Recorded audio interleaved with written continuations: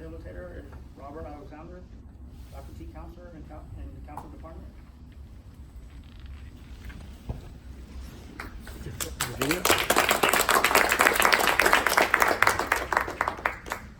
I'm Robert Alexander. Like the gentleman just mentioned, I'd like to thank everybody for just taking the opportunity to come and be here today. I'm a counselor and instructor here at the Ends, and I've been working here for 12 years. So if you don't have a counselor, come and see me. I'll be more than happy to assist you on your transfer path.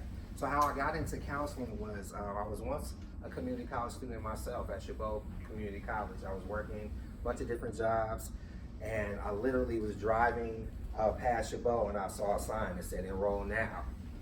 And that's what I did. I enrolled now, right then and there, in order to pursue my education. Now, I had a whole bunch of starts and stops, peaks and valleys within my education.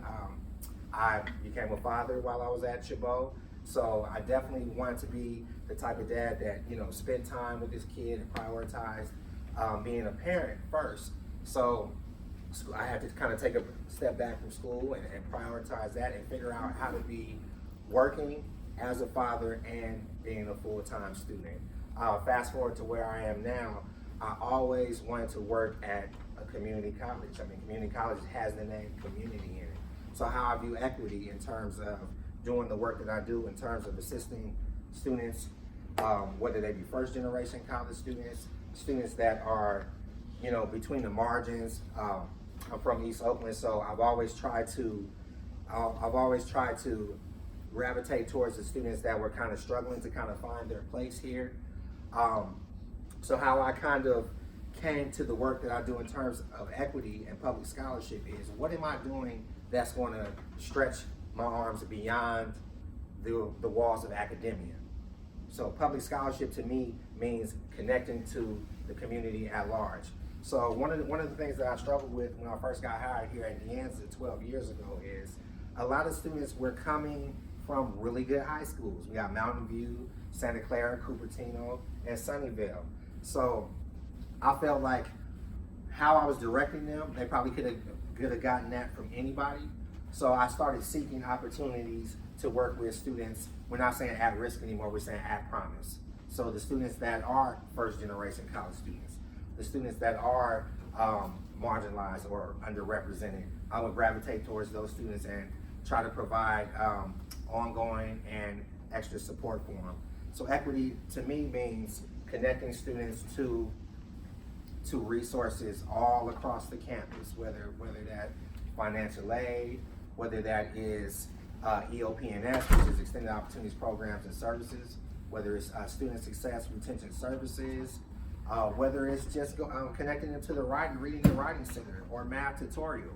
So this has been my life passion. So now that I'm kind of a little bit more seasoned, you know, in my career, I'm trying to find other opportunities to connect to the community at large. So I'm a volunteer for the San Jose Rites of Passage program, in which we mentor young African American boys that are transitioning from high school to the 4-year college or the community college. So my role in that is I usually have a couple of mentees that I work with ongoing throughout the year, but I come up to the San Jose Rites of Passage program because we have our meetings on Saturday, and I would provide workshops in terms of career development, how to get into college, and how to be successful while you're at the college. So I started to become more and more fulfilled in the work, you know, that I'm doing here, as opposed to just, you know, coming up to De Anza and getting a paycheck. I had to kind of seek opportunities that not only piqued my interest, but in my mind, a way to give back. So in 2013, I joined the Equity Action Council, and I also became an equal opportunity rep. We call it EO rep, because one of the things that was very important to me was paying attention to our hiring process. De Anza is very diverse. If you look around the room right now, we have people from all different kinds of communities, different diversity, different ethnicity, and that's, to me, that was what was attractive to the community college.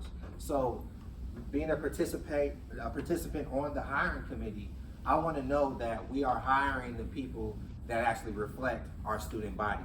You guys agree that that's important? Yeah. Absolutely. So, to me, this is what it means to be equitable. In my teaching practices and what I try to do, and I got this from educator Tara Yoso. Tara Yoso I know Ed Mundo is familiar with Tara Yoso and a couple of you others. She always talks about cultural assets, okay? Not cultural deficits, but cultural wealth, cultural assets. Everybody is coming in with strengths. Whether our teachers acknowledge that or not, we are all coming into the classroom with the ability to teach somebody something from something in your background, teach somebody or a classmate or even your teacher or your peers something that you learned growing up in your neighborhood, something that you learned growing up in your family. And when we have that connection with that teacher, when the teacher is able to draw from our communities, our culture, and tie it into what he or she is trying to do, that's when we have something brilliant. That's when education is peaked. So I try to practice this. I try to model this in my own classrooms, even if it means learning your favorite food. You know, we do a classroom exercise, and I'll try to ask students what's your favorite food? What did you make growing up? How do you like your name to be pronounced? These little simple little tweaks can go a long way in education, because if you're anything like me, when I was going through Chabot Community College, I just felt like I was another number at times. And it wasn't until I started having those teachers and counselors that fully connected with me, that had a vested interest with who Robert was as a person, then I disconnected. But once I found those people that drew me in and they wanted to ask questions and learn more about me and know a little bit about my background, that showed authentic care. So this is who I try to be, as an educator, as a father, and just in life, you know? So when you have somebody that is not faking the funk, and you met a counselor that, you know, or a teacher that is truly invested, they want you to come and meet during their office hours, they do what we call intrusive intervention. They get all up in your business, right? How many of y'all have had somebody that's been all up in your business? Now, sometimes people are all up in your business for the wrong reasons, but sometimes people are in your business because they care about you, right? They want to be able to impart some type of knowledge. They want to be able to ask, how come you didn't turn in this homework assignment that was due last Wednesday? So that's who I am as a person. If you get me as a counselor or a teacher, I'm going to intrusively intervene into your life. I'm going to be all up in your business, but that is just my way of showing authentic care, and this is how I connected to equity. Thank y'all.